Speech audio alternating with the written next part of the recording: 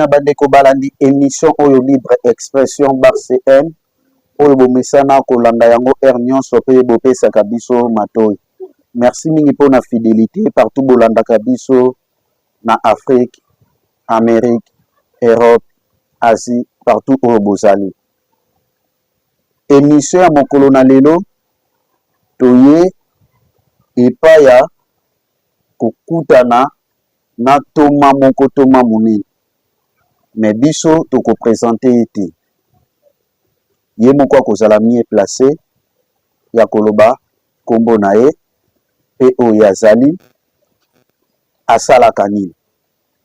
Yango wana tozosenga na biso ntango bozotala émission oyo bolekaka bongo te bopartageaka yango pe bosabone na chaîne na biso botiaka ba j'aime et surtout plus bolinga ngo pe mingi yango nde eza malamu.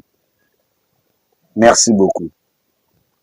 Tozongi ipaya papa na biso. Bonjour papa. Bonjour journaliste. Boni nzoto santé. Oui, ça va, ça va battre la mauvaise. Papa kokiota la batu bazolanda balo ebisi bango kombo na bino bozanani bosalaka nini pour que mokile comprendre bien. Oui, comme Moulanga, révérend pasteur Moïse Yonson, pasteur Assemblée chrétienne Camp des Refuges.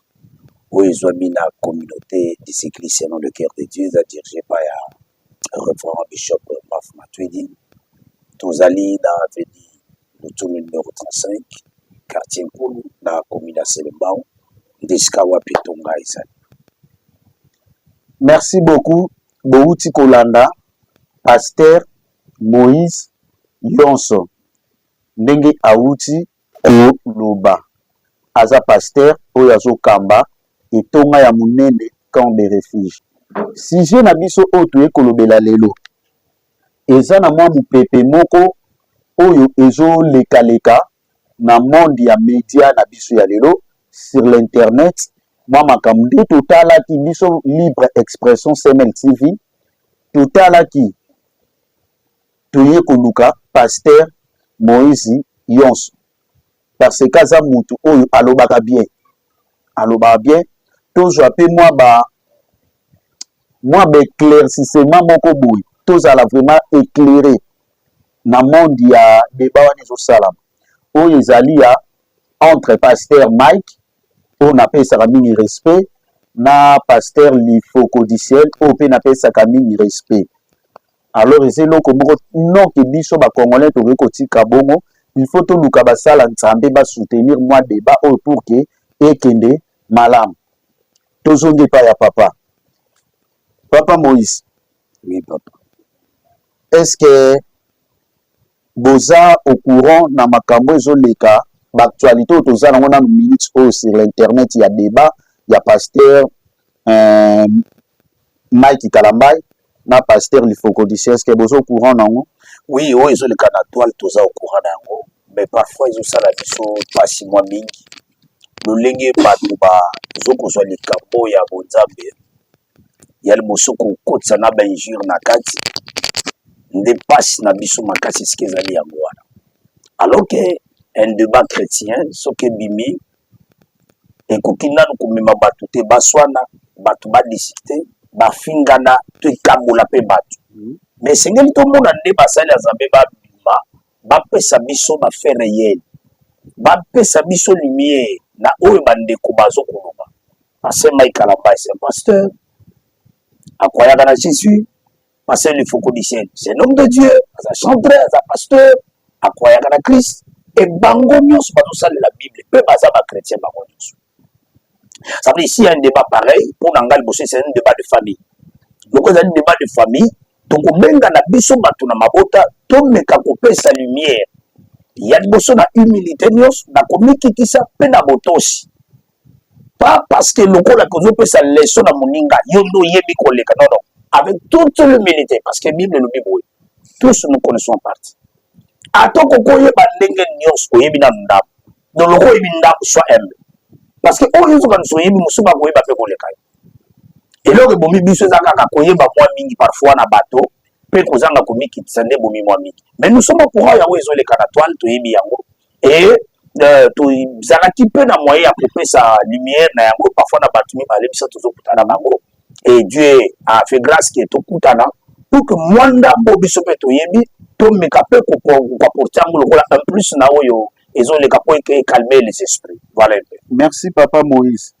Question nange ezali pourquoi na monde ya ba chrétien ezalaka te ke soki problème ezali omonaki ba chrétien baluka na bango bagéra ngo soki erreur moko ezalaki ke muninga koto asalaki erreur naluka nanu azwaki ta ya connaissance wana dernier pour kaloba bango publiquement.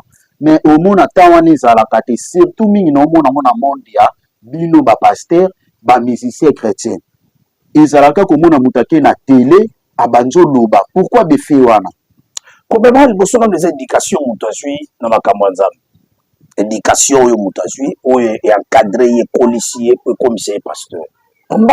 C'est question d'éducation. Vous savez, même éducation apprise na banda et gros ça là que lorsque tu as un problème avec ton frère on a une manière ya kosalela yango. Voyez, pour que ya liboso nano obebisa motema na yete ozokisa yete mais quand même pour apporter le comment ko sunga na vie. Même la manière de corriger quelqu'un, c'est pas la manière non. Tu peux me corriger si brutalement na ko le sauter parce que na mo déjà ko saini okiti singa. Mais si parfois au salati avec manière, avec respect, et qu'on s'appelle comme ça les kinango. Ça dit, ce sont des choses que nous déplorons aujourd'hui dans l'église à l'élo. Quand je parle même de l'éducation, le logo sommes na même pas, nous sommes pas au cours na katia makamazam. Et ça passe le logo na serviteur, à routine assez, à mati le colazo batazo mata, et ça le passe. Les loza viennent comme coach. Na kepa na ye apesinga bakura apesinga cours apesinga missiologie apesinga boy herméneutique na zoki école pastorale mamogal pas idadi ici. Ça dit il a déjà une éducation. Vous voyez, mais muto ya poli na bonzamba bato beti sembunda d'église bato ça dit boy a aussi une éducation a ibinga na kola kina ba maman na ba papa na kati ya lingomba a aussi une manière. Mais parce que papa na kokyo kata bino moko nde bozolu kiloko wana olobi eloko moko mutu aza enseigné te akembala moko aluki coach babanzo coach ya bini parce que bino moko boza na posa babenga bino ba bishop babenga bino ba dadi moko ya likolo po obimisi ba nebele ndesika des ordres en ezo. Là aussi vous avez raison. Là aussi vous avez raison. Ça dit succès wana oyo mutazo lukana vie akoma et nous serons jugés pour ça parce que Bible les hommes mukana zabe que n'impose pas le main par précipitation à quelqu'un. C'est qu'on voit ça comme ça. Papa, c'est déplorable parfois on va consacrer, consacré. Oui. On y est été parce qu'elle a que $150, parce qu'elle a que au veste, parce qu'elle a que au tabac, et tu imposes le main à mon toit. Ces gens-là seront jugés par Dieu. La Bible stipule pour qu'on la dimension, il faut aimer malam. Koyeba malam ezo senga na moto yeba ye abandi ndenge ni nazam auti wapi aujourd'hui vous voyez ce qui se passe alongwe koton aye koton ba commissaire pasteur azane kuna centre mutazo sabi soko longwe kuna ngana commissaire pasteur et quelqu'un vient comme ça parce qu'il va commissaire pasteur voici les conséquences sont cela les conséquences nous tous salinga devenir nous déplorons ça nzambe asunga mais et ça, c'est le que non pour que tout baisser les bras. Non. Et ça, vous devez toujours savoir quelque chose que s'il y a le vrai, il y aura toujours des faux. Okay. Dans ce monde ici, vous allez avoir la vérité, il y aura aussi des faux. Le diable aussi combat l'église. Comment vous combattre l'église? Il crée aussi des hommes de Dieu. Na mukanda il y a un roi. Nathan il y a Salomon a Koufi. Bible dit que moi na pouvoir. Il a créé des sacrificateurs. Parce que les Lévites avaient abandonné. Donc ce sont des choses où les Lévites sont à Lingomba. Alors, toujours senga na bampaka na biso. Toujours senga na batata ou bankwadre biso. Oh bazal lelo. Ba papa, il est temps de vous lever, d'apporter la lumière. Où est l'autorité de l'église? Où est l'autorité de l'église? S'il y a des pères qui se lèvent pour que m'arrêter l'hémorragie, et c'est possible que cette hémorragie soit arrêtée.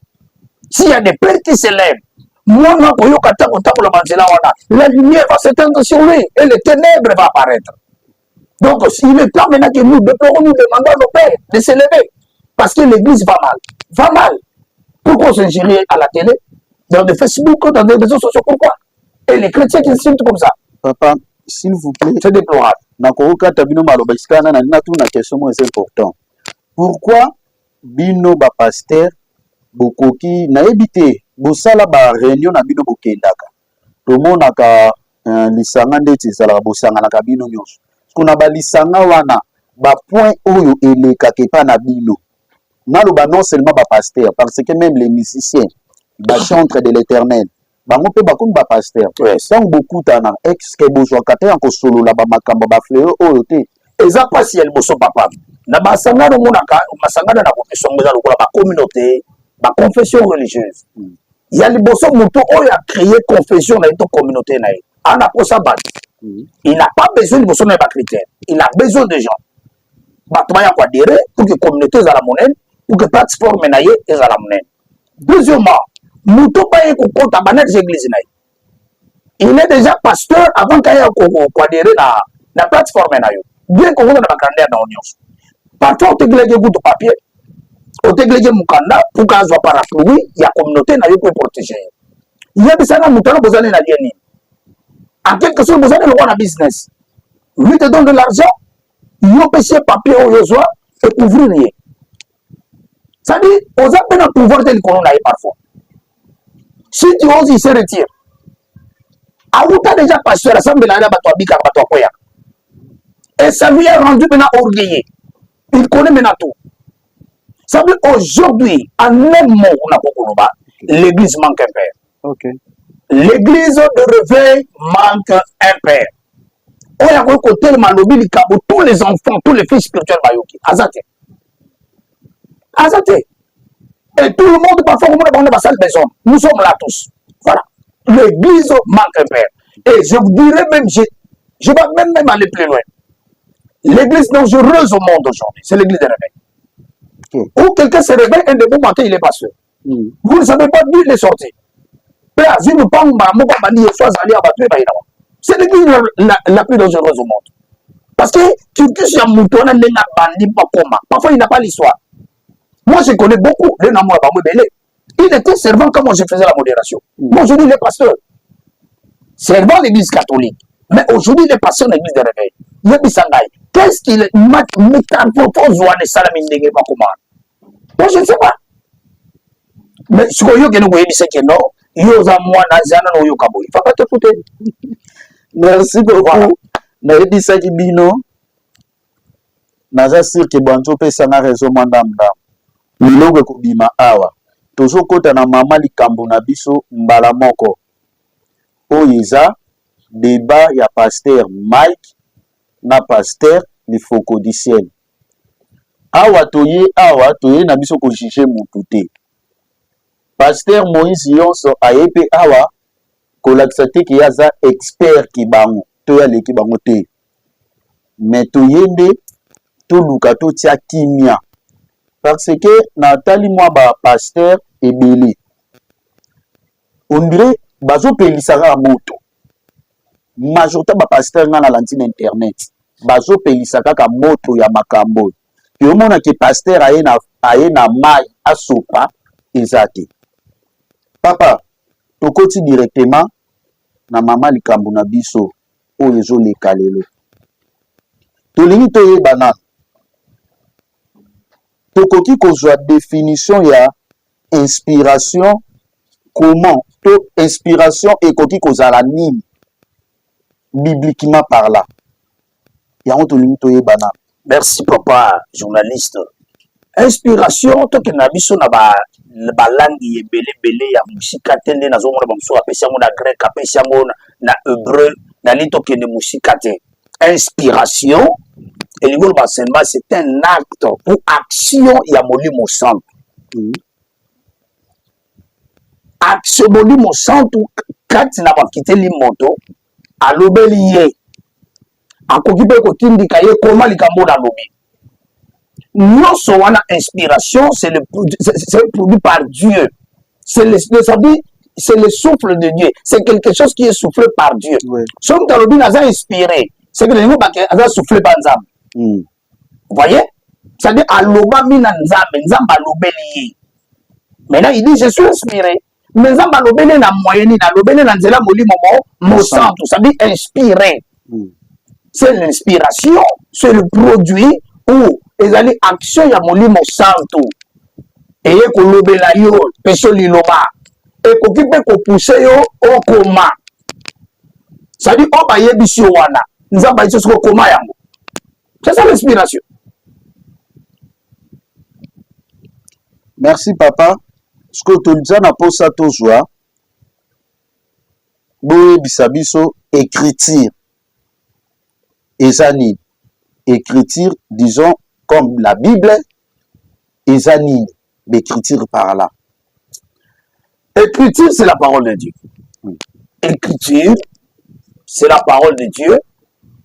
Kaka ndengo zoyo kama écriture, la parole de Dieu est écrite.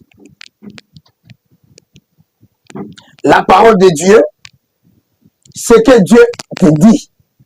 C'est ça la parole de Dieu. Écriture, c'est ça la parole de Dieu. Voilà. Donc, et je peux même aller plus loin. On comprend que quand la parole de... Est-ce qu'on peut lire un verset? C'est la possibilité. Lisons un peu de Timothée 2, chapitre 13, 16 plutôt, 3, 16. Je peux utiliser ma Bible, parce que c'est ma Bible est Mickey et que son gabi sont na kotanga, moi mon lili.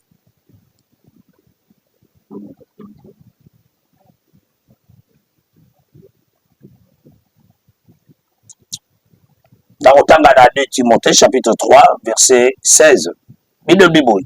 Toute écriture est inspirée de Dieu et utile pour enseigner, pour convaincre, pour corriger, pour instruire dans la justice. Toute écriture est inspirée de Dieu. C'est que ma commis oyo et où tu pas inanzambe bongo. Toute écriture est inspirée de Dieu. Ma commis bozo tanga et où tu pas inanzambe. Et ça utile pour enseigner bino et corriger, pour convaincre bino.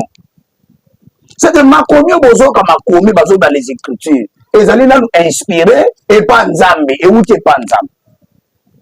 Mutu ayokaki yango yenda komaki nzambe ta komaki na Bible tant Moïse azuli boso ba komia liboso Bible bi nzambe mo ta komaki yango nzambe komia pesi Moïse les deux tables de la loi. Moïse a quitté nango a panza yango parce que le veau d'or était là. Israël a se détourné qui bido bosali be pona dide et panzani maintenant tant nzambe ko pesa Moïse ya bibale nzamba komaka te ay se bando koma Moïse abandi koko. Ça c'est l'inspiration. Mutozu inspiration nzamba pese ngingisa koma akoma yango pona ni pona yo nanga lobita to to sani to tanga parce que ce que suke pa na yo kufokei tu parles avec l'inspiration mais là ça doit rester écrit pour que biso lobito tanga yango. Ça dit la Bible elle-même contient de l'inspiration. Comment même dirais-je, la Bible elle-même c'est l'inspiration divine. Ne vient pas de l'homme, vient de Dieu. Alors, l'inspiration, les écritures, en un mot, que ce soit notre pasteur ou les Focodiciens, que ce soit le pasteur Mike Kalambay, tous deux ont raison. Personne n'a tort.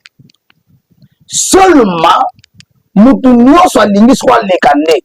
On a le bongo. Et c'est où maintenant le problème existe là.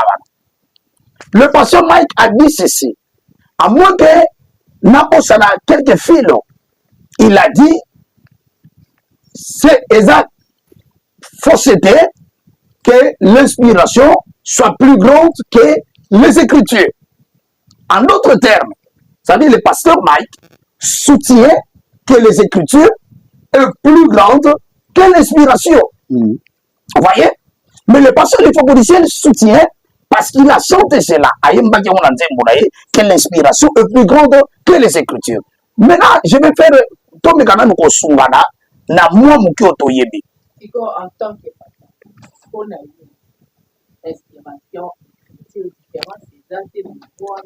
différent, La différence, c'est Ali.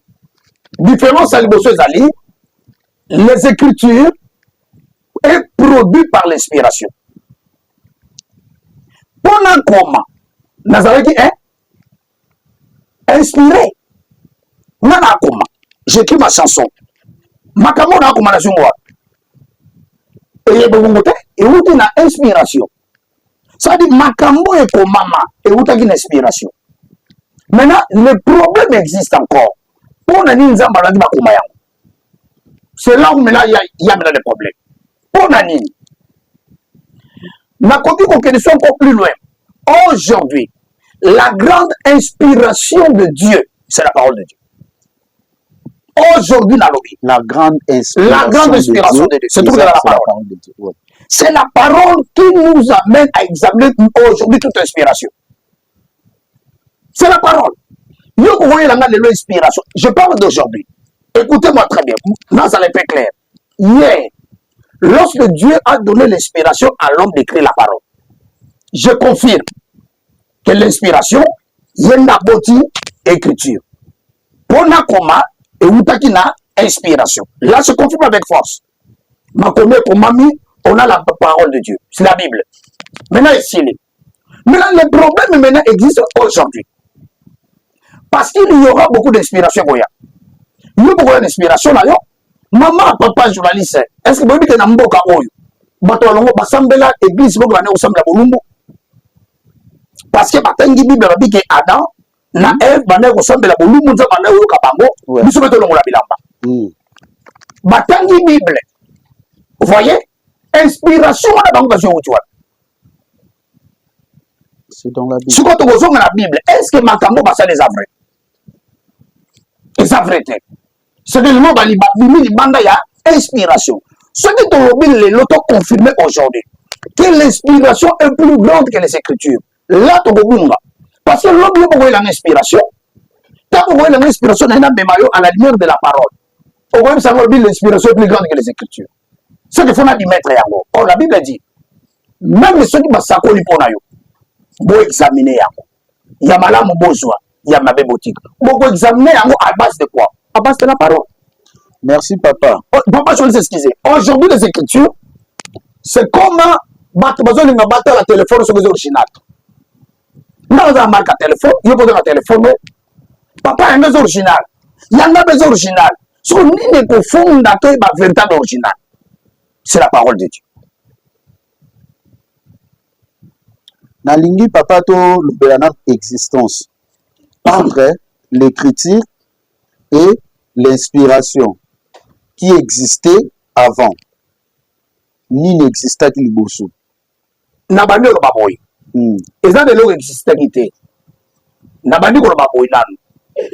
Pour la existence on dirait azalaka quelque part. L'inspiration eza l'eau que ça na pensé en Nzambe. Et il y a pensé ce qu'on y a monté. Ça dit quelque chose n'a pas ce exemple quoi y a notre. Nzambe n'a pas ce message que l'homme yo beaucoup faut beaucoup dans les cas mambo qu'on a vu. Eza non na mutu na yote. Il est difficile dans le bac exister là. Il est difficile. Et ça, ma caméra la pensée, il y a Nzambe. Parce que Nzambe n'a pas la boyebi, nous sommes moqués. Nzambe y a le bien pas ya maman, la prophétesse. Il est bisa y est le bien beaucoup fort. C'est l'inspiration à s'inspirer. Aïe bisu c'est la parole. Et comme il nous balance Nzambe. Et bimi katira po yoki yango. Parce que l'inspiration dans mutuna yoka yango, mutuna ya baki. Mais lorsque comme il pananga c'est la parole de Dieu. Et comme le message où te pas na Nzambe. Vous voyez? Tant na yoki yango, en même mon na babou. Oyo bomone komama o Matthieu, Luc, Kingandi, Jibe nani, Hébreu, ezali makambo molimo Nzamba inspira ki na batu bako. Donc na bane ko baboy. Liloba na Nzamba to les écritures et outi na inspiration. Inspiration de mutaboti écriture. Donc okipe ko kabo inspiration te na écriture. Ce qui to kabo yango e ko bi busoba. C'est que sans inspiration Exact. Sans inspiration, sans aussi écriture, on ne peut pas affirmer l'inspiration. Donc, l'une de l'autre ont marché de pair. On ne peut pas avoir les écritures sans inspiration. Et comme un simple livre. Il ne peut pas aussi avoir inspiration sans écriture. Et là, on les a testé que il faut qu'il y ait écriture. Les paroles s'envolent, mais les écrits restent. Merci beaucoup. Tozoko bana émission na biso bozolanda. Pasteur Moïse ndenge azoloba. Azoloba vraiment malin. Mais Pasteur Moïse, nauti kolanda Pasteur moko naza mpe na ba biloko yango awa. Totsa yango comme ça batu bayoka. Na ebite soki boko répondre biso comment pour nazwa ki moi ba parti moko na internet.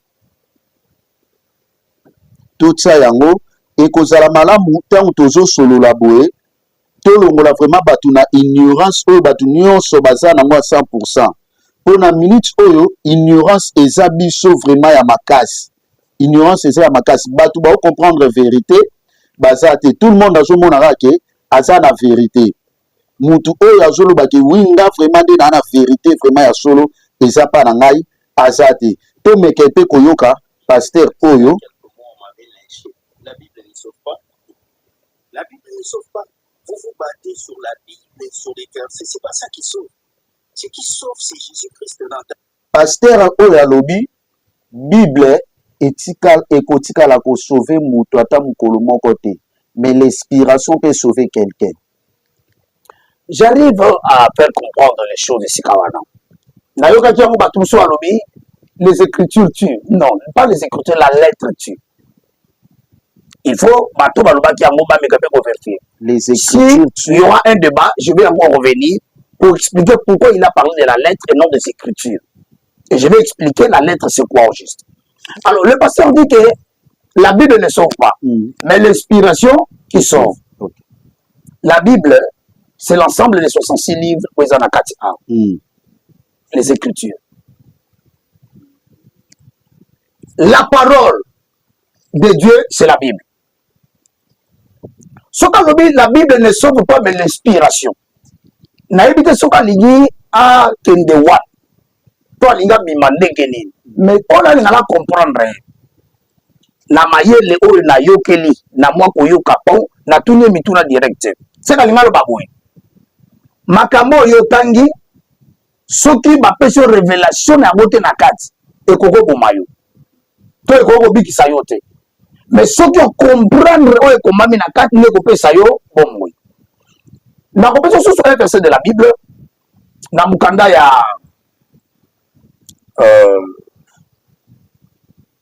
c'est une histoire il y a Énique éthiopien. Na mukanda ya oulala ya Actes des Apôtres. Bible Zoloba Énique éthiopien lisait la Bible. Pas la Bible, hein. Il lisait les Écritures. Il avait un livre de prophète Esaïe. Une brochure, il y a prophète Esaïe. Parce que dans le temps où on a, la Bible est qui en forme le boité. Il y avait que des pages. Il y a un temps qui Jésus continue Nathan, va préciser un livre prophète Esaïe. C'était comme ça. Azuma comme Esaïe, va dire qu'autant là où était écrit l'Esprit du Seigneur est sur moi. Ça veut dire, l'Énique éthiopien lisait, mais il ne comprenait pas ce qu'il lisait. Vous voyez? Bakutani na Diacre Philippe. Nzamba bisi Diacre Philippe bakutani na nzela. Diacre Philippe bakutani na ateli nzamba miminga aponani. Ata tata moko na charra ye autam. Apousani pene na ye ayoki nenga sa lecture. Ça veut dire cet homme-là avait étudié parce qu'il lisait. Atuni makamota mo comprendre ngo. Abi soki buta faire comprendre ngatende na comprendre ngo. Maintenant Philippe abani côté yayi. Eza mukanda ya Esaïe oyo lobeli ba memaki ye lokola mbembe aza fungula muno côté voilà version na elobeli eza message moko messianique. Ça veut dire il prophétisait sur le Seigneur. Ndenga koya ko nous commanda mukili mépriser des hommes voilà. Il parlait de Jésus-Christ. Abinana de qui les prophètes parlaient-ils? Nous tombons qu'on nous combat ça comme même à l'obakate abani ko prêcher Jésus. lorsqu'il prêcha Jésus, a dit, je crois. Et cet homme a cru et fut baptisé ce jour-là. Donnez-le le babouille. Tant inspiration, dans la Bible, que toute la Bible contienne l'inspiration. J'affirme ce que je dis. Mais pour comprendre la parole de Dieu, aux années pourquoi on est à l'église? Pourquoi partons-nous à l'église? Pour être enseigné. Même nous partons à l'église pour être enseigné. Pour que tu comprennes certaines choses, il y a des gens que Dieu a établis pour enseigner, pour prêcher. Vous voyez? Ça dit, Dieu est toujours comme ça. Je peux te donner beaucoup de témoignages de musulmans qui se sont convertis au Seigneur. Juste lui-même. Et le Saint-Esprit les séduit. Maman, l'acte de Moussala Nzambe, Mouya Nzambe, ils ont au-delà de Makanisa Bishobat. Vous voyez? Saoul, Ayamba Koutana Nzambe. Comment la Bible bateau autant kawana nyoswana. Lui ba yekola ngona batute. C'est pourquoi vous voyez que l'apôtre Paul peut même dire Makamona a bien généré de personnes. C'est une révélation de Jésus-Christ. Dieu est capable de se révéler à vous en lisant seulement la parole. C'est que si on comprend des soucis, pour ça, Dieu peut aussi te faire comprendre la parole. Donnez-nous le babouille. La Bible dit, quand le consolateur sera venu, il vous enseignera toutes choses. Le consolateur est déjà venu. Azana Moutou, Oyambiye sur le corps de mon consumer, mon but ici. Baktowana basa capable d'apporter biso lumière. Vous voyez? Alors, de quelle inspiration que le pasteur parlait, là vraiment, je ne vais pas entrer dedans. Mais ce que je voulais dire, que la parole de Dieu, qui est les Écritures, contiennent de l'inspiration. Aye Koloba Sousou, deuxième point, le pasteur Mike, révélation naye, Eza ya Moukiye. Parce que ayebi makambo oyazo lobate, comment koki kolobate, écriture et l'inspiration. Donc, à traiter que, pour alobi amo clairement, alobi, Eza na mutute oyayebi Bible, koleka, babranami. Na ebite côté wano koki komemango ndengini. Bon, là, vraiment, dans ce débat, il y a un prophète Branham. Le prophète de Branham, c'est un grand prophète. Oyo, nous avons utilisé qui n'a pas déjà Kenda. Je peux dire que ceux qui ont dit y a une Bible pour les cas Branham, vraiment, on est beaucoup comme non, à lobby, a une Bible pour les cas Branham. Bango ba messager. Ba une Bible pour les cas ba chrétien, disons. Oui, il y a un seul bas. Ceux qui humilité zate, et Mimabatuna Libungi et Belé. L'orgueil, ils ont la place dans le na makaboto. Question ya Branhamis, na ba chrétien réveil, banan ba yimi Bible ba kasi. Je ne vais pas entrer là-dedans. Le problème est ali. Oyi ba Bible te mobiki sama. Makambo yo tangaka, ososolaka yango, otosaka yango, otiaka yango na misala, wana ndeleki mutuya. Mais ya koyeba makambo nzambe wana yazo baona makasi koleka baketche de je ne peux pas entrer là-dedans. Nalina kota yango pesati. Nalina sala débat moko vérité. Nalina sala débat moko constructif. Oyo ko sunga bato ba olanda biso. Sans pourtant na kota na badloko ya mike wana même Branham. Obi Branham ba bato ba Branham. Branham était humble. Branham sala ba milulu na ye. Tous les églises sont représentées.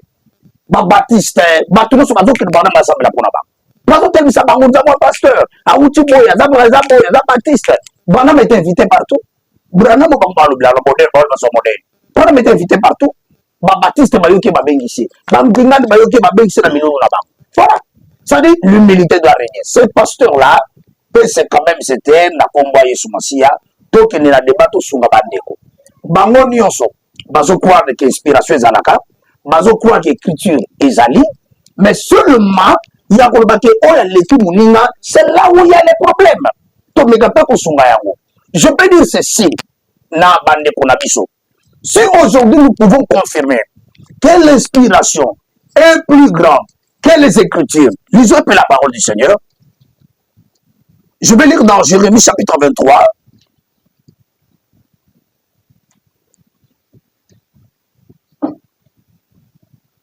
Verset 16. Bon, la Bible dit ainsi parle l'Éternel des armées. N'écoutez pas les paroles de prophètes qui vous prophétisent. Ils vous entraînent à des choses de néant. Ils disent le vision de leur cœur et non ce qui vient de la bouche de l'Éternel. Nzamba boyoka ba prophétie na bango te. Boyoka minoko be maloba ba prophète ba lobela bino te. Bazolo ba makambo wuti na mitema na bango, mais ute pa Nzambe te. Mais tokoye bango ndenge ni ke ute pa Nzambe te. Si les écritures seront négligées. Aujourd'hui, je confirme. Si on me donnait l'angoisse de confirmer, je dirais ceci. La grande inspiration divine donnée à l'homme par Dieu, c'est les Écritures. Inspiration, non, ce qu'il y a l'élo, et qu'on dit malélo, doit être analysée par la parole. Ce qui je veux dire les désordres de réunion à l'église. Pourquoi papa Bolobi il faut outana parole, tandis que parole na ba écriture ya Bible, tandis que Bible eza créé l'inspiration oyo ya maloba batu balobi nde bakomi. Que batu balobi te papa journaliste. Nzambe nda yebisi moto. Batu balobi te. Nzamba yebisi moto. Toute chose eza na kati ya Bible. Oui, inspiré par Dieu. C'est la parole qui confirme. 2 Timothée 3,16. Toute écriture est inspirée de Dieu. Toute écriture est inspirée de Dieu. Toute écriture. Papa, tokende mwa muke na histoire ya Moïse ekoki ozala na mukanda ya nombre. Histoire ya Moïse. Moïse nzamba alobi ke bakoki kobala mwasi ya mopaya te. Mais Moïse ye moko pe azwi maloba wana apesi yango na peuple. Basutukaka boyemo akezwa mwasi ya mopaya. Ndeko na ye Mariam na Aaron babadi ko murmurer. Mais Nzambe azwi abeti bango na lèvre. Bon, pourquoi pas Nzambe alingaki azala sima ya maloba wana oye komamaki wana, mais a contredire lisusu yango po tokobenga yango Nzambe a contredire yango. Il fallait tika la Dieu ne se contredit pas, c'est l'homme qui n'a pas compris Dieu. Attention avec Dieu. Quand Nzamba lobi ke boba la bache ba payate. Dieu a dit quelque chose au bateau yoka gite. Papa je lis makambo ezebele to ko loba. Vous savez même dans la Bible, j'ai toujours dit mukolo bato ko ba onza malobaka. Que nul ne sépare ce que Dieu a uni. Ça va poser des problèmes à l'église. Au milieu de l'église, la biso, on cite ça. Bobal Samonto. Que nul ne sait pas ce que Dieu a uni. Le pasteur qui cite ce verset là, qui te dit que couple haut, c'est Dieu qui les a unis. Même tu parles la parole à mon Kwanzambe. Dieu a dit ce que Dieu a uni. Et l'on est là, ça libère le yoman sans dans ta sanction. Vous voyez? Et quand la Bible dit que non, moi, si on ne va pas comme l'eau comme mon corps. Moi, j'ai toujours dit que tant il faut qu'on raisonne. Et croyez-vous, et le bama pena ya moi si na mobali que ma comme la peine l'eau comme réellement. Moi, je dis non. Surtout comme le moto qui fait même quoi. Ce mariage-là, c'est pour l'église de Jésus-Christ. Mais il est écrit dans la Bible. Oui, comment ma bongo? Quand la Bible dit ça, vous allez bandana la loi. Aimez vos femmes comme Christ a aimé l'église. Et bandana, ça veut dire Dieu parlait en réalité du vieux mariage.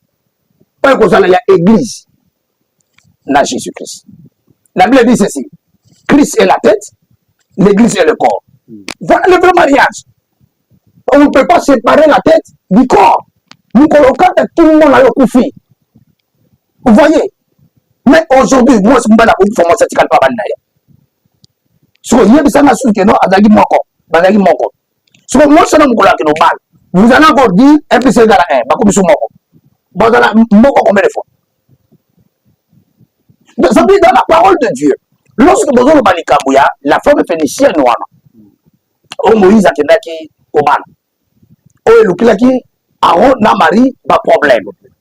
Tant que nous avons dit yango, boba na basa bapayate Moïse a fait inspiration pour ta mananza. A commis yango. A commis yango. A binzamba ili singa boyi. Les prophètes na tant nyonso biblique. Bazalik ba prototype à Jésus-Christ. Moïse est le prototype de Christ. il devait faire ce que Christ devait faire. C'est l'ombre des choses à venir. Ce que Moïse avait fait. Moïse doit se marier avec une païenne parce que Christ, plus tard, va se marier avec l'église, qui est aussi une païenne. C'est-à-dire que le prophète va venir au salam à Cambo, pour l'accent, au salam de Jésus-Christ au salam. Dans le jardin d'Éden, il y a un moment où il faut un inconnu. Pour ne pas se faire mais plus tard, il faut que Yamamoka Kofa. Nangoba Golgotha. Pour Makila na yesi pa masumu na yonanga. Voyez-vous? Il y avait des choses qui n'étaient pas écrites pour l'homme, mais pour Dieu lui-même. Et ça là, on n'a pas tout ça. Il y a un moment où on Nzambe. Ce qu'on comprend l'inspiration, comment on a été au Bungi. Au Bungi. Il faut comprendre l'inspiration de Machanakat. La Bible, en un mot, la Bible, c'est comme un testament. Oui, papa, journaliste, c'est la chose qui est là, un jour, je expliquer pas testament. Moi, je croyais que le testament comme un robot. Ngai, Moïse, Yonso, na tiki le plan, nanga, ya bana, nanga, bakuma. Je vais comme un bongo. Nama lo bana comme un bongo, mais bako code yango. Bako le testament, tata le batiki, le testament, tata le tika. On comprend la télé monter na kat. Il faut noter le moment où ça peut expliquer. Au moins, le cliché de tiers, et le mot dans sa sirène. Au moins, le logo de tiers, nous parlons de la bouille. Ce qui vous donne les autres testaments importants à monter. C'est comme aussi le Saint-Esprit. La Bible dit ceci. C'est l'Esprit qui connaît même les profondeurs de Dieu. Si tu n'as pas la Saint-Esprit, le Saint-Esprit plutôt, ne t'hasarde de pas lire la Bible. Il faut mon livre Saint-Esprit. Comment est loco et le bamanga pour la bouille. Vous voyez? Je te vais te dire encore l'Ikamoke Komaba. Mais là, tu vas te dire pourquoi. Parce que Salomon, il a la belle femme. 700 et 300 concubines. Mais ça va gagner. Nous avons dit que Jésus-Christ. Église au Malobaka, il y a une église. Église Zambo. Et la Ramontomoko, c'est l'ensemble appelé Ordé. C'est une assemblée. Il y a bateau. Oh, bah, ben, bah, malibanda, ok, bah, il pas na yes. Papa, on dirait place, pardon, on dirait bino moko pe boutier, rami son la confusion. Le temps oui, Salomon abalaka basi ebele. Ezalaki église. Naza nzamba lobi naza mobali ya basi ebele. Mais il y a d'autres pasteurs batera ke nzambe alliance oyo soka sale alliance arretira kamote parce que Salomon asalaki kindumba bala basi ebele. Mais nzambe atikala kubwaka Salomon te. Toke lisuna David. David même ima akenda kozwa kutu mwasi ya soda ne pe ya ketsu plilwe abomisi. Maintenant babena est toujours l'homme selon le cœur de Dieu. Par Bible c'est lui qui tue par l'épée mourra par l'épée. Mais tandis que awa toujours loba ezaba question pe ba de comme sou batuni. Bible esuki wana nzamba lobi eloko ko bakisa ezali lisusu te ya kolongola ezali lisusu te. Mais comment tango David a sali loko wana mabe Olias a la condamné mais nzamba benge selon le cœur de Dieu. Toke l'homme selon le cœur de Dieu. Toke lisusu na ndenge toyebi le père des mensonges c'est le diable. Sarah na Abraham tango bakabona ndeko nelo tiazo kende ndenga badeko kende ayeko se retrouver na mboka moko. Mboka wana tellement mwasi na ye Sarah le kati kitoko trop. Azobanga mususu soit lobi mwasi na ba oboma pe baso. Abraham akosi lisusu. Aebisi Sarah to kosa so batuni loba leki nanga. Et puis roi peton ayoki bomo. Roi sali lo mabete azui pe mbongo adot. Apesi amwe pa Abraham. Na butu asimba mwasi na nzamba ebisi kumekate. Aza mwasi ya mosali nanga. Roi lobi na yebaki yango te. Mais nzambe a condamné le roi a futa bamande pa Abraham tandis que Abraham nde mutu asalaki nini. Ozomona te ke malgré ba écrit wana ezo mekape ko changer. Papa journaliste na osunga yo na makambo ebele. Na botu no lelo to baka combat spirituel. Ogoyo sanga na Saint Testament combat spirituel ezalaki yo. Kasta boyo kaka David abudira Goliath de combat spirituel. Dans Saint Testament yango. Mais tango Yesu ko na Nouveau Testament. Est-ce que na loba gyo mboka na ke bunza Israël nzamba telemi na katika da bundela bango. oyoka mote sokuno ko ba demo ba ko bunsa ba kangi pon na sila sina boloko ba belele nguya nzambe nzamba libérer bango. Mais c'est ça la parole de Dieu. C'est ça la parole de Dieu. Ba prophète de l'Ancien Testament bazalaki ba prototype nzambe. Bazalaki bango moko loko ba komi nzambe. Ça dit nzamba bande ko ba partir ba image. Dieu utilisait les images et les personnes. Dans la parole de Dieu, il y a un prophète qui a été un peu Nasiliki. Nzambe Nasiliki, le web là-bas. Prophète le web là-bas. Albano tam mutakala. Prophète tam mutakala. Baba la mobim. Yo sanga siko yo prophète faut la mutakala. Dieu utilisait des images. Vous voyez? Tant que nous avons Salomon lingi 1000 femmes. Na tout dans le mutuna. Yo go linga 1000 femmes. Jamais. Yeb ça la vérité. Jamais. Na ba peswa milliard nyonso oyo kaka batuni ba chisekeli bazana ngo ba dollar 30 yo linga 1000 femmes. Oyo 1000 femmes lingo bani. C'est que en un mot, 365. C'est que beaucoup dans la banque se font 3 ans. Est-ce que tu peux me dire, mais c'est la parole de Dieu, c'est une zamba. Il a utilisé ces gens-là pour l'accès au Yahouza, au Saralopi, na Moki. Et ça, c'est comment mater la Bible d'exemple pour Yolanda. Il y a d'autres choses qui ont été écrites seulement pour Christ. Le seul qui va l'accomplir, Ezalaï. Notez. Vous voyez? Bible lobby, David a lingi moi si à Uri, à Tchézemi, à Bomiri, a récupéré moi aussi. Nous avons besoin de l'homme selon le cœur. Non, beaucoup n'en ont raté. Nous avons besoin de l'homme selon le cœur de la acte sali. Son acte a été puni par Dieu. Tant que David a salé le rabon sur moi aussi. Après, nous avons bâti Nathan, le prophète. Nathan a tout nabi. Oh, mon continue, mais là. Namboko. Ils ont la moko. Anabibo le bele. Ils ont bien mobola moko. Azama de boule kaka moko. Mo paya ye kotala mozu na katikati ya butu. Mozu. Olie azwa bibwele bele ya mozu. Akezo kaka bele ebwele moko ya mobola. Roi David a tellement la quête. Muto sele la kufa. Balongo la kombo na ye na mboko oyo. Po ba boma ye. Tanga nga vanda. Prophète atela di mutango Isaïe. Ozuka ka mwasi ya yiri. Moko azalaka na ye. Maloke yo zala bangwe bele. Et puis nzaba isike soto senga ngala ko yo ba selani. Vous savez ce que David avait peiné? Malgré ma jeune il y a 7 jours, le premier enfant a baptisé Bakoufa. Moi, na liboso, oya kuzemi wana, moi na kufaga. David a gêné 7 jours, mais bixaka moi na wana te. Nzamba bomaye. Et puis nzamba il s'est sonné. Na acte yo sali, basi na yo. Bakola la pe bango bongo. Na acte yo sali. Obelo ke salama.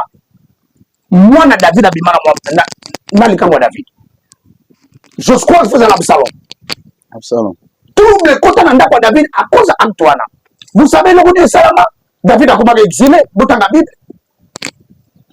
Quand Dieu appelle l'homme selon le cœur, et le monde dit que l'homme selon le cœur dans le mal, Dieu n'est pas là. David, comme un bon enfant de Dieu, il a pleuré devant Dieu. Seigneur, pardonne-moi. C'est de l'imbisangaï. Il y a tout un psaume où David a dit que le n'est pas ça. La Bible. David a dit que le n'est pas ça. Ami Benga Boutou est insensé. David a Benga Boutou insensé. Dieu n'avait pas encouragé le péché de David. Non, non, il n'avait pas encouragé cela. Au contraire, Nzamba le Baka avant l'homme selon mon cœur. Dieu l'avait dit avant que David a commencé la royauté. Il avait dit à Samuel, j'ai trouvé l'homme selon mon cœur. Et après, David a confirmé que l'homme selon mon cœur. Dieu ne change pas. Pas selon le cœur de faire du mal. Comme aussi les Écritures ne changent pas, la parole de Dieu ne change pas. Voilà. Domaine à Sarah, Sikolo, na Abraham. Domaine à Sarah, na Abraham. Abraham, le prophète, l'État a passé. Parce que quelque part, il dit qu'il y a une basali, attends-moi si elle était très belle. Abi moi si yo, son amemi na moko. vu kitoko na ye le bakoko boma ngai ah mama pardon batela ngai kosaka koza ndeko na ngai mwasi. Je ne dis pas qu'il a bien fait, il a mal fait. Mais sauf qu'il avait peur. Il n'a pas trompé pour appuyer un bon. Là, il avait fait cela pour sauver Amnaï, pour Naï. Mais Dieu était contre ça. Il y a un temps où le roi Linga s'abusait à moi aussi. Nous avons dit que moi, je suis prophète. Ne touche pas la femme du prophète. Ndabangaki aye kokota na domaine wana. Na kati ya Bible mama na ngai, il y a aussi des choses oyo kokosala te ko mama na Bible. Donc on peut savoir makambo bele lokola veya ya Jephthé sinzambe soko pesinga victoire na bitumbo. Mwana nyoso wa kubima na elo mutu so na porta ndako na ngamta musango ya banga na sacrifier. Jephthé longi bitumba kozonga azonga na ndako boye aya kutana boye mwana ne kaka mwasi moko abota. Vierge abalate.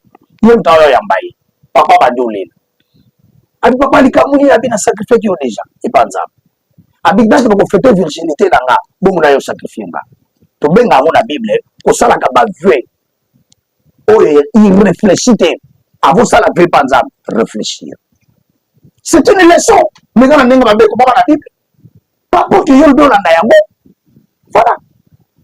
Merci beaucoup toujours ko ban émission na biso kalate tozo ke na suka ndeko sango kulutu na ngai na lingara mingi ye vraiment na lingara mingi na landara mingi alobi boye bazolo bate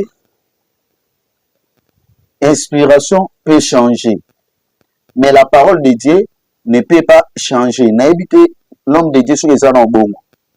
Il y a les bosses l'inspiration. Quand les gens disent que l'inspiration peut changer, oui, l'inspiration ne peut pas. Même l'inspiration, il faut que même les pasteurs, l'inspiration peut changer, mais la parole de Dieu, c'est clôturé. Je veux les aider, ceci. Ce n'est pas l'inspiration qui change. C'est eux qui traduisent les écritures autrement. Mais l'inspiration originale, on zambatia et zanakatia. Mais c'est eux qui changent l'interprétation ou la interprétant autrement à leur manière. Nako aucun makambo belé. Ce que demande un message. Bango personne dans le livre Michel, ben ils moni awo et anjo balobela ko za Branham. Branham ayo sa nini wana. Vous voyez, mais bango balobela zayi. Bango bako ko biso par exemple que non, omoni mbuma oyo adana baliaka ezalaka ekobo wasalaka ekoma mawa soko omi bango pe lobi nzambe po mwasi basangana na mobali ekoma manga kati ya Bible babi adako ni sa femme. Dieu n'a pas peur de dire ça, mais pourquoi kaka ya wana nde baloba yango te? C'est un débat encore, c'est un débat qui va venir. Maintenant le baboui, l'inspiration ne change pas. Parce que de par sa définition, inspiration yemoko, c'est un acte. Oh, les outils na molimo sang et pas na yemoko nzambe. Et yé na nzela molimo sang te pas ya moto. Nde yango l'inspiration.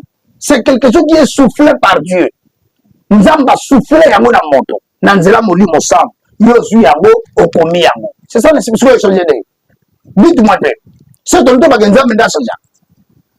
Pour l'inspiration vient de Dieu. Soit pour l'inspiration changer. Non. C'est la manière dont on comprend la Bible autrement de l'inspiration. Je vais vous exemple. Le Gimbagiste, balongi ma papa na bango, liboso tempelo na bango. Bakoti makolongo. Bon, on va dire que c'est l'inspiration. Ça, c'est pas l'inspiration. Bango ne va traduire Moïse à l'ongola ma papa. Vous savez que l'ongola ma balongo ma papa pour Moïse alongola ka mais biso Pierre alongola ma papa te ba Pierre no ko tana ma papa na kata te bango balandi kaka ya Moïse balandi wana te nzamba ba na Moïse longola mais tango arwa ya kanza ba saka arwa te longola ma papa. Donc pour la likambo tali inspiration na les écritures. Conclusion na moya monene, ne séparons pas l'esprit de la parole. Bon séparer bango te baza bana tata moko ba ute sika moko baza beka de loko kaka mo l'esprit on inspire qui, on elobela qui yo, c'est Dieu lui-même. La parole, on biso to kom, on batu ba komi, on le to tanga, c'est Jésus-Christ lui-même. Comment vous pouvez séparer maintenant l'esprit de Dieu? La Bible dit, or le Seigneur, c'est l'esprit. Donc, est-ce que papa, je ne verset mon sous la Bible, et me rappelle qu'on soubabi sur mon macasse. Dans 1 Corinthiens chapitre 2, verset 13. Je crois que ce qui est verset et qu'on soubabi sur mon ming. 1 Corinthiens 2, 13. Je lis ici.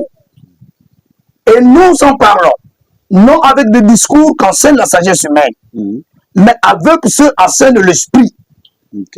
Employant un langage spirituel pour les choses spirituelles.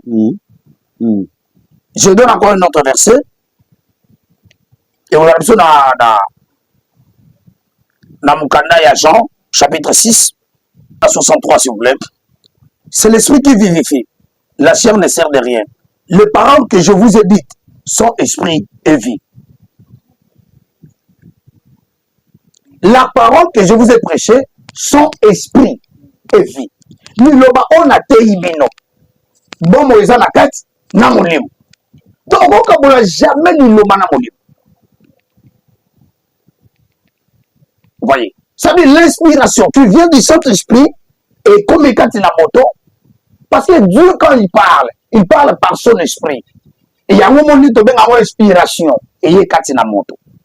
Nous avons une inspiration. Comment il y a une écriture.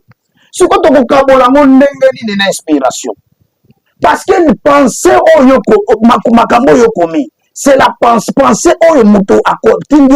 c'est ça l'inspiration dans la carte.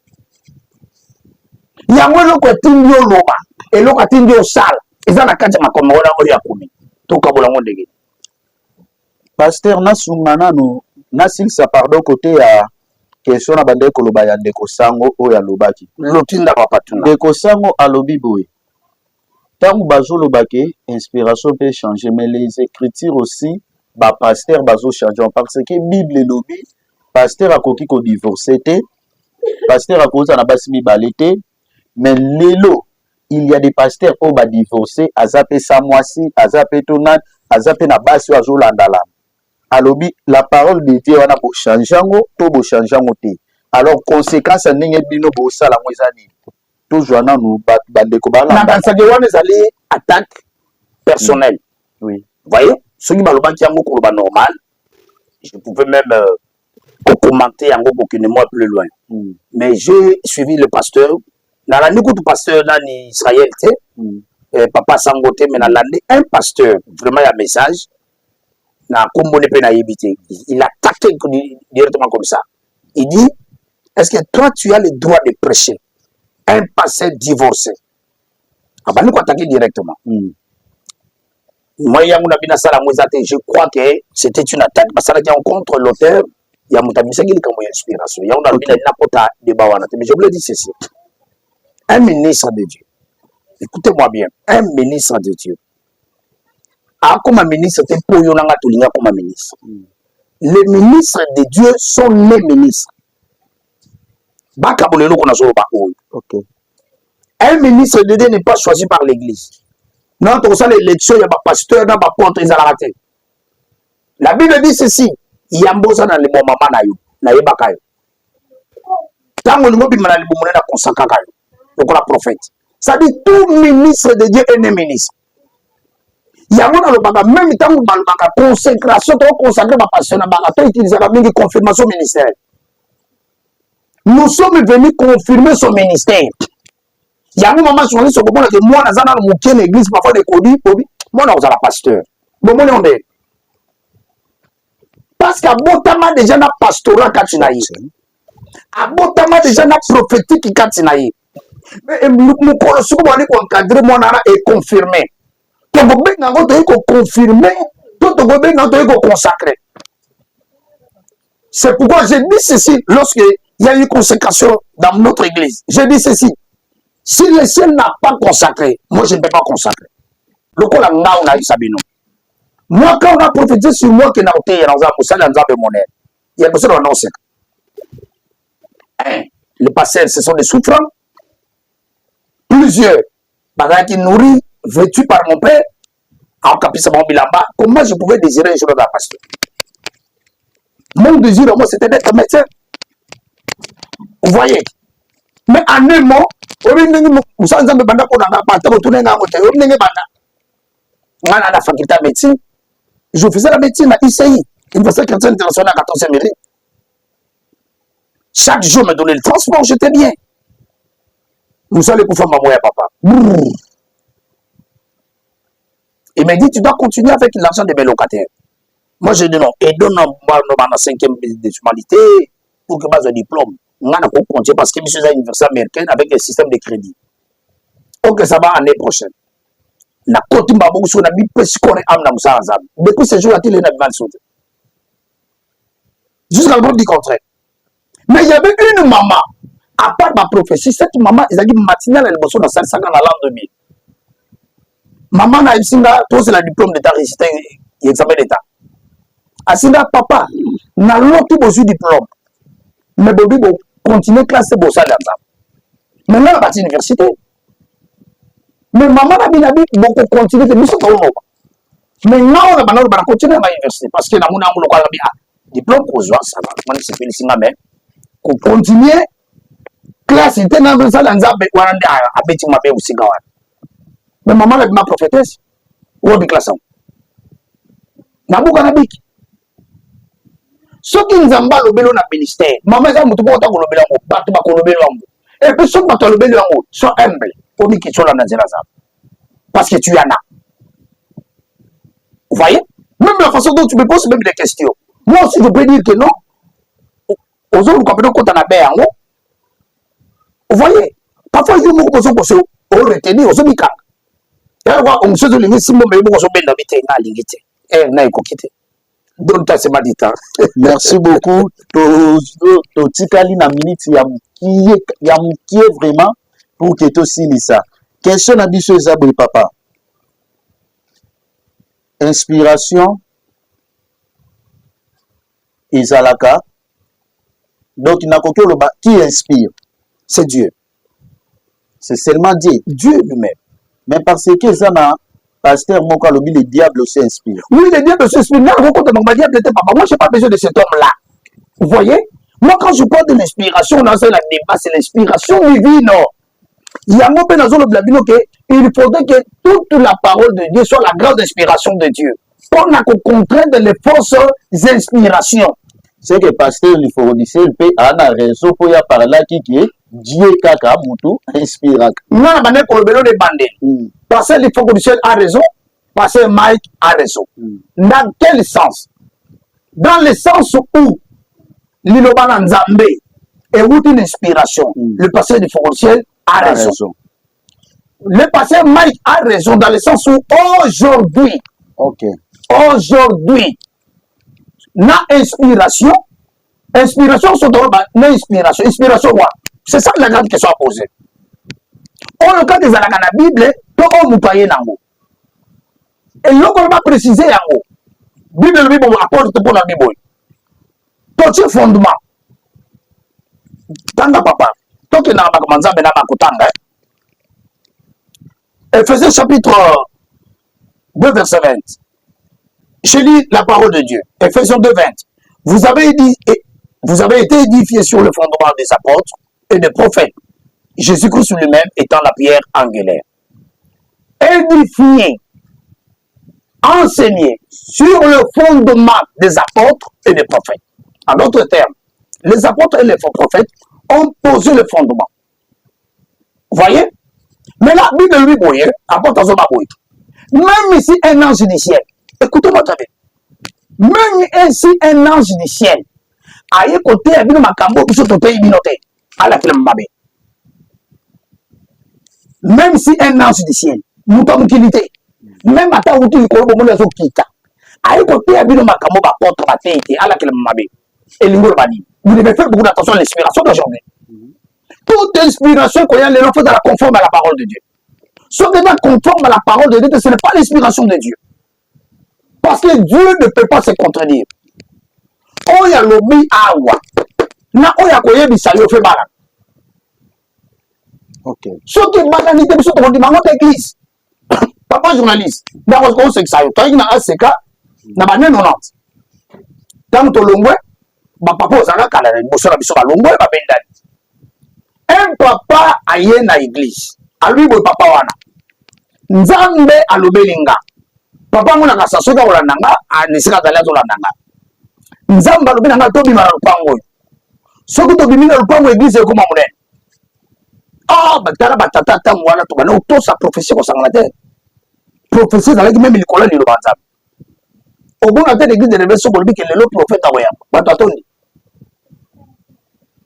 Bato balongo l'église ato longwa nzamba lobi. Ko ke l'église ekindaka. Na yemoka ya so église amote. Église bani ko kabwa na 5 parties. Wow baki église par terre. Surtout bani ko mtuna. On nzambe pena mtalobaki. Vous devez faire beaucoup d'attention. Pourquoi vous devez examiner aujourd'hui l'inspiration? Mais on ne peut pas examiner la parole de Dieu. J'ai l'envie, on dirait, n'a pas de se comprendre. N'a pas de la conclusion. L'Iloba Nzambe est bimi l'inspiration. Et vous dites plutôt l'inspiration. Inspiration que je veux dire. Siri, Yebisa Batu Yaselembao. Ngai Nzambe na lobi boye. Comment? C'est la bani beaucoup. Un Thessalonicien. On l'a dit là, il y a moins d'inspiration. Ce qu'on y a une inspiration, on a vu le mariage yango wana. Il y a moins de bon tir de son diloma na nzambo yo na matosimbi. Ce qu'on lelo, to kozasu na Matthieu mususte boya, Matthieu da kozalate. Kaka Matthieu na ngato la kanango. Troisième Matthieu kozala sonte. Ce qu'on inspiration mususte boya. Bamande to sambela ka boye nzamba yo kaka biso talanga na découvrir l'inspiration mususu okolande l'inspiration wana ndeno bakeza vrai il faut nakende na maman ya inspiration la mère de toute inspiration qui est la parole de Dieu. Dieu a caché son inspiration awa po etambusa yo nanga po lobi obunga nzela te eza lokola guide boussole na yo bible oyo po lobi bato bakoya ebele un ange du ciel a kokoya l'inspiration. Maman, comment ça que Satan y a une inspiration dans le jardin d'Éden? Est-ce que Nzamba pekse blo bolia mbuma oli? Nzamba beto liate to simba pete. Nzamba kosa gibino. Mukobali anga suka jwa. Vous devez toujours vous référer au Nzamba lobaki. Ce qui m'a dit ça non. Biso to liate ko Nzamba sala biso to liate. Balinga babika. Mais pourquoi bayoka ka Satan? Ça dit aujourd'hui, nazo lobela lelo. Attention de toutes les inspirations qu'on y a. Pour l'inspiration de Gouta na bat, na milo koraba. Pour on y bayango ke wuti na nzab, réfère-toi à la parole de Dieu. La parole de Dieu est la vérité. Jean 17, verset 17. Je vais suivre ce qui est la vérité. Mais quand toute inspiration, Bible lobby, examinez. Même les prophéties, nous allons examiner. Zoé Balam, il y a ma bétika. Pourquoi nous allons dire Zoé Balam, il y a ma bétika? Mais dans la parole, il n'y a pas le mal, il y a toujours le bien. Merci beaucoup bande kotokomi na suka ya émission na biso. En tout cas, ngai nazui moi te nazui makambo ebele na comprendre eloko moko. Soki nakoki kobandela maloba ya papa esika wana ndoki papa lobi boye. Inspiration oyo eyaki kala oyo Nzamba lobaki. Tango batie yango na makomi ekangami etikali bongo. Amen. Donc oyo ekoya lelo. N'ébite ceux qui Nicole Wanga te comprendre. Oye koya lelo. Avant oye bisabiso inspiration neza ya solo. Il faut to kende na makomi to kala na inspiration et utaki kala. Amen. Soki ebalani. C'est ça. Donc na point wana sikoyo ngana ngai pe na part na ngai na pesi pasteur Mike pe aza na raison. Voilà. Na ngambu wana. Mais ngai ta keloko na mona ki ya mabe toza ba journaliste tozo lobela. Ya ko traiter inspiration ya pasteur l'hypocondiciel eza sorcellerie. Non. Amen. Wanande ezati mabe. Mabe makasi. Mais na compréhension na suis pas papa, na suis vraiment donc attends moi na zaki troublé papa. Amen. Même nandaku na journaliste Nicole Wangata tobande kosala pe ba débat boko na papa Armand tosali sali ba débat nazaki convaincu te mais j'ai compris quelque chose. Amen. Papa botali batu baolanda biso botali pe pasteur Mike botali pe pasteur Lifoko du ciel botali biso nyonso bolobi po na débat oyo conclusion tosuka nango ndenge ni pesa na kinya melisa biso maya pio po na likambo libota na nzambe nazo koloba lokola mosali ya nzambe lokola mwana kati na lingomba nyonso lokola moto oyo azwi mwa ABC ya makambo na bonzambe na komikitisa nyonso na bakretien nyonso ya monde ezala ya message tosololaka na bango mingi ezala ya réveil débat pasteur Lifoko du ciel pasteur Mike Kalambai ezala na débat ya bino ya biso ya kati ya ndako bamangomba mosusu bazalaka mpe na badébat na bango mais savent le faire ezalaka biso bakretien tobundaka na miso ya bato meme bato mosusu bango babundaka na kati ya bandako na bango mpe balingi te bato ya libanda bayeba yango il est malsain malpropre ya kofinga un homme de Dieu oyo oyebika ta mosala nzambe de porter la main sur lui si tel était le cas David alingaka betela mutu maboko makasi ntango alobaki namoni Saoul akufi alinga betele maboko si tel était le cas même ntango nzambe abaka j'ai rejeté Saoul David alingaka bomba mais David continue ya kobenga Saoul mon Seigneur. Mais pourquoi l'église? Pourquoi na ba chrétien nous n'avons pas ce respect là? Alors nous sommes nzambe pour ça débat inspiration dans les écritures. Nzamba longo mandaka tinaye. Ne vous faites pas de mal mes frères et sœurs. To bomana pona likambo wana te. Cher homme de Dieu, ce n'est pas poli de traiter ton frère. Or bien vous allez pas passer. Vous êtes des frères. Nous sommes des frères. Yakobenga ndeko na yo un sorcier pour un lobby inspiration est plus grande pour un lobby que les écritures est plus grande que l'inspiration. Moi je trouve qu'il est beaucoup plus loin. Et puis besoin bango parfois na chair ne tombe l'eau. Pourquoi pas on se rend à débat pour qu'il ne tombe l'ensemble? Mais tombe l'ensemble de mango madame c'est pour communiquer la vie. C'est pas pour s'injurier, ce n'est pas pour avoir ça galon, pour avoir ça diplôme universitaire ou tout ça pour avoir ça un bon français que nous parlons. Moi je crois que tout cocu qu'on changer na domaine wana. Je voulais vous dire ceci. Le pasteur Lifoko du ciel a raison dans le sens où les écritures proviennent de l'inspiration. Le pasteur Mike Kalamba, vous avez raison. Ponanini parce que aujourd'hui, tel que nous sommes là, ce qui nous donne l'inspiration, il faut la comparer par rapport à la parole. Il faut la tamiser dans les écritures. Ce qui nous c'est la fausse inspiration. Attention, le fait étranger. Aujourd'hui, maintenant, c'est les écritures. Vous voyez. Mais la ligne personnelle qui n'est plus loin. Tant que Moïse a salé qui non, on a des inspirations. Va traduire verset ou comment ma bé. Va salé maladroitement. Ce n'est pas de l'inspiration pour vous. Ce que vous attendez de salé la monnaie de singulité. Bon, ben, inspiration. Bon, ben, on est à traduire ya bo ma bé pour naïe. Ce n'est pas de l'inspiration. L'inspiration vient du Seigneur. Voilà la cause de peuple en Zambie. Que Dieu vous bénisse. Enlevons ça, ce n'est pas correct. Tout ça, là, solo. Voilà ce que je peux vous dire. Merci beaucoup. Merci beaucoup. Tokomi vraiment na suka. Bongo na sima caméra ezalaki na JR Bass. JR Basiste Munedi. Nicole Wangata Muyanzi. Ya Mwindo. Sans oublier Armand Manitou. Image fandi vraiment ya malamu. Pe tobo sanité na bana na nzambe nyonso. Bo continuer na ko s'abonner na chaîne Paul. Le lenge bo pesa biso confiance. Ya kolanda kabiso bolam. Ezambala ya liboso. Bomoni pasteur Moïse Yonso. Mais etikali sumbala libumbala sukate. Boko banda komona pasteur Moïse Yonso mbalebele.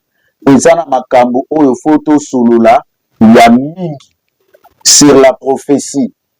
Sujet wana déjà na annonçango biso na pasteur Moïse Yonso. Il faut tout solo la ya mingi sur la prophétie.